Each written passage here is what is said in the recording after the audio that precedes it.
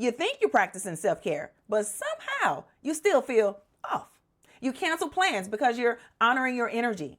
Then spend the whole night feeling guilty about it. You light the candle, you pour the tea, open the journal, and 30 minutes later, you're doom scrolling, wondering how you got here. Here's the uncomfortable truth most people won't say out loud. Sometimes self-care isn't care at all. It's self-sabotage, dressed up in cozy language. And if you've been doing all the right self-care things, but still feel behind, restless, or low-key disappointed in yourself, keep watching to find out why. What's up, it's your girl, Keisha B, your mediocrity escapologist, here to help you stop living by other people's expectations and start designing a life you're actually excited to live. And today, we're calling out a quiet trap a lot of ambitious women fall into. See, we've been told, take care of yourself, protect your peace, rest is productive. Hey, I've said the same thing. And yes, absolutely, all of that is true. But sometimes what we call self-care is actually your nervous system slamming the brakes because it's scared to level up. And I didn't really understand this until I learned it the hard way from the School of Hard Knocks. So let me tell you about the time I spent $1,500 on a self-care trip. And I thought I was recharged until real life kicked back in. See, I was done with people asking for my time, my money, my energy, done with feeling like everybody's ATM and emotional support hotline. So I did what any self-respecting woman would do. I booked a vacation. A few days away, no calls, no demands, no drama, and it was bliss for exactly 72 hours. Then I came home, and guess what was waiting for me? The same people, the same requests, the same boundaryless chaos. Because here's what I didn't realize. I wasn't resting, I was running.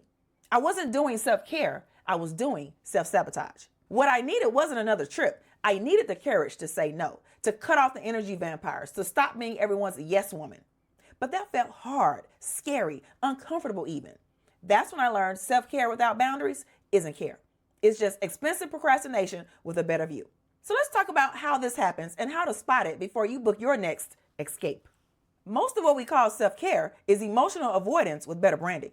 It's comfort, not healing. The difference? True self-care builds capacity. Fake self-care avoids discomfort in the short term, but costs you long term.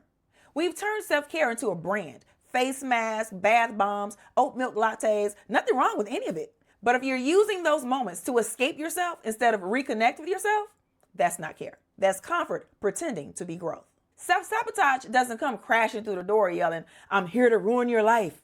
No, it sneaks in wearing fuzzy slippers, holding your favorite mug. It sounds like, I deserve a break. But the break turns into a week of scrolling, snacking, and shame. Or I'm setting boundaries, but the boundary turns into isolation because you're avoiding the awkward talk. Or my favorite, I'm listening to my body, except your body's not the one asking for a third glass of wine, your anxiety is. As author Brianna Weiss said, self-sabotage isn't the way you hurt yourself, it's how you protect yourself from what you believe would hurt you more. So ask yourself, what are you protecting yourself from?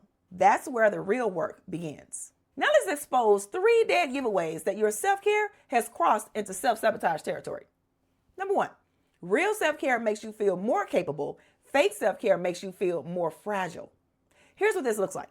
You take a mental health day from work, but spend it refreshing your inbox, worrying about what you're missing. You skip an event to recharge, but then feel behind and disconnected. You say no to the project to protect your energy, but deep down, you're just scared you'll fail. The test? If your self-care activity leaves you feeling more anxious, more behind, or more incapable than before, that's not rest. That's self-sabotage disguised as peace. Number 2, real self-care prepares you. Fake self-care delays you. Here's what this looks like. You need to have a tough talk, but you binge Netflix instead and call it decompressing.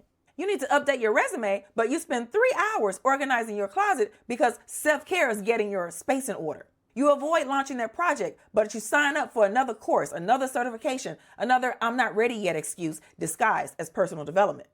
The test? If you're resting, but the thing you're avoiding is still there waiting for you, you're not refueling, you're stalling. And number 3, real self-care is a boundary.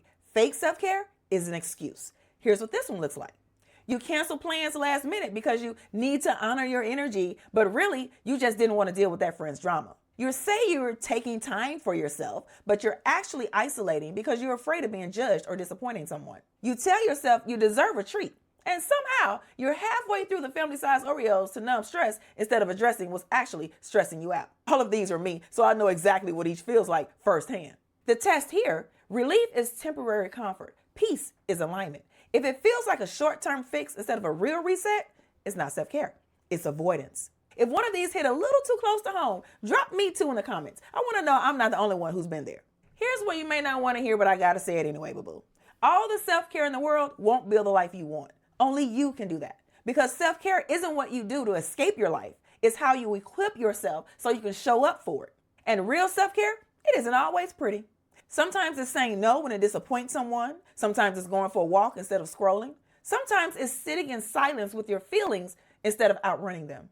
So before you treat yourself, pause and ask, what am I avoiding right now?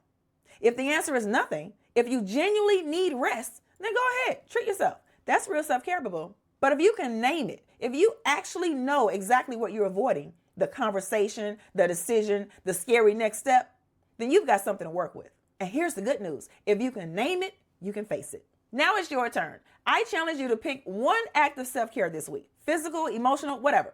Before you do it, ask yourself, why am I doing this? If the answer is to avoid something, like the thing on your to-do list that makes you anxious, shift it. Do the thing first, then rest. Now, if the answer is to prepare for something, like to clear your head so you can think straight, keep it. That's real self-care. Notice how you feel afterward. Lighter, stronger, more capable? That's your clue you're on the right track.